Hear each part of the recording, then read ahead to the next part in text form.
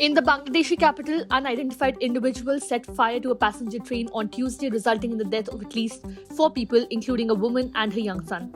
This incident occurred amid the political unrest surrounding the January 7 elections. The attack coincided with a nationwide stoppage called by the main opposition Bangladesh Nationalist Party as part of its ongoing campaign to boycott the polls and formally protest against the Election Commission's poll schedule.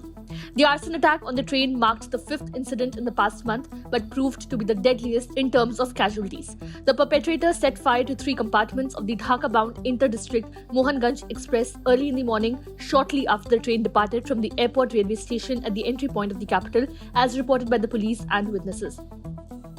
Passengers noticed the fire after the train left the airport station, prompting a stop at the next station, Tejgaon.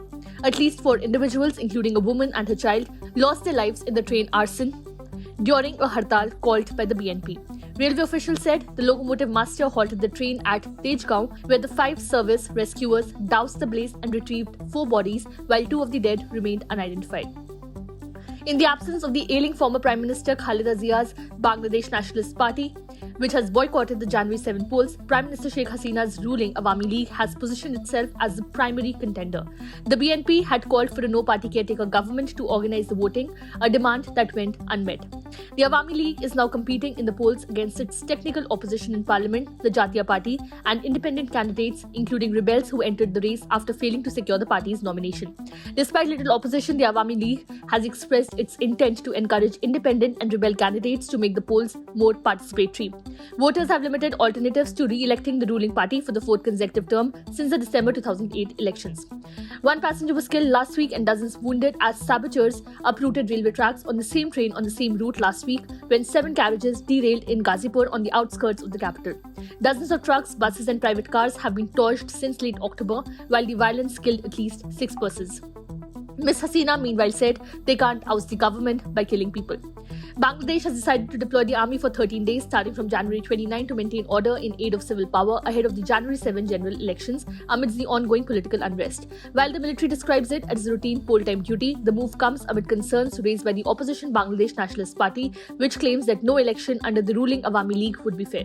The BNP has been demanding the government's resignation to facilitate the formation of an interim non-party neutral government for overseeing the polls. The Chief Election Commissioner, Qazi Habibul Awal, acknowledged existing differences of opinions among political leaderships regarding the institutional method of polling, emphasizing the need for a congenial atmosphere for a smooth election.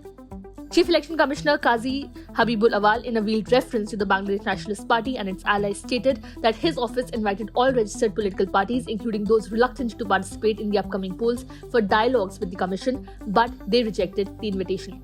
Despite the rejection, he encouraged the nearly 110 million voters to freely exercise their franchisee rights in an enthusiastic atmosphere, discarding worries and tensions.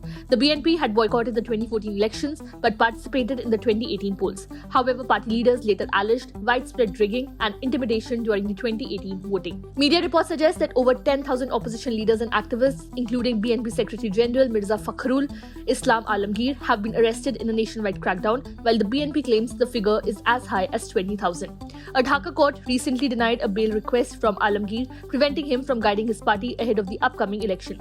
With ex-premier Khaleda Zia hospitalized and facing a 17-year imprisonment following her conviction in 2 corruption cases, the BNP claims the charges were politically motivated.